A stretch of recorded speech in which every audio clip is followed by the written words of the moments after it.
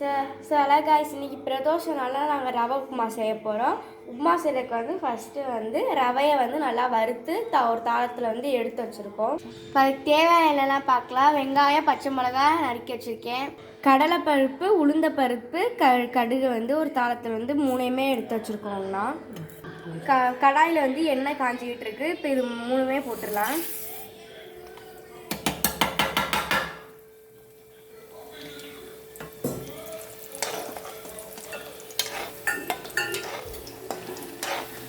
இப்போ colour change ஆயிடுச்சு friend. இப்போ வெங்காயம், பச்சை மிளகா போட்டுக்கலாம்.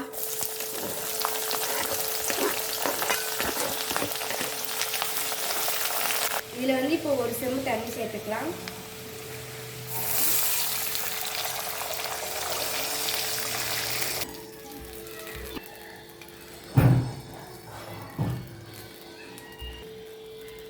ஒரு ஸ்பூன் இப்போ உப்பு சேர்த்துக்கலாம்.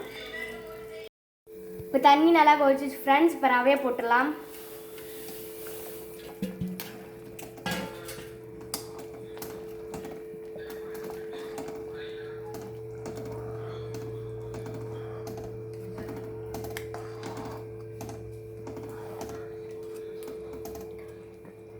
இப்போ கட்டி படாமல் நல்லா கிண்டிக்கலாம் ஃப்ரெண்ட்ஸ்.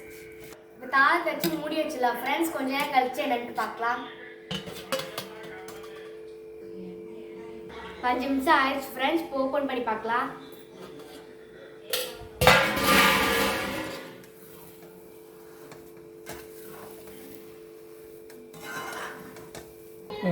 இப்போ நல்லா ரவை வெந்துருச்சு ஃப்ரெண்ட்ஸ். அடுப்பை ஆஃப் பண்ணிக்கலாம். உங்கள்கிட்ட கருவேப்பிலை இருந்தால் கருவேப்பிலை கொஞ்சம் சேர்த்துக்கோங்க. எங்கள்கிட்ட கருவேப்பிலைலாம் சேர்க்கலை.